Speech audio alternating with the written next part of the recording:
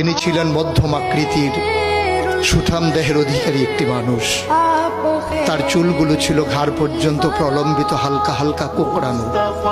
তিনি যখন চুলের ভিতরে তৈল দিয়ে আছড়াতেন মনে হতো মৃদুমন্দ ঢেউ দেখা যায়। তার কপাল ছিল চওড়া, ভ্রুগুলো ছিল জোড়া ভ্রু, ধনুকের মতো বাঁকা।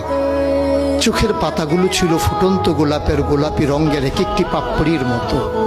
তিনি কখনো বা যখন চোখের পলক ফেলতেন মনে হতো মৃদুমন্দ বাতাসে গোলাপ পাপড়ি যেন দোল খাচ্ছে।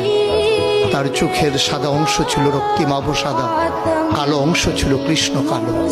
তার নাকটা ছিল খাড়া, নাকের ছিদ্রগুলো ছিল ছোট ছোট। নাকের নিচে ছিল সরু চিকন গোঁফ, গোঁফের নিচেই সেই গোলাপি রঙের ঠোঁট।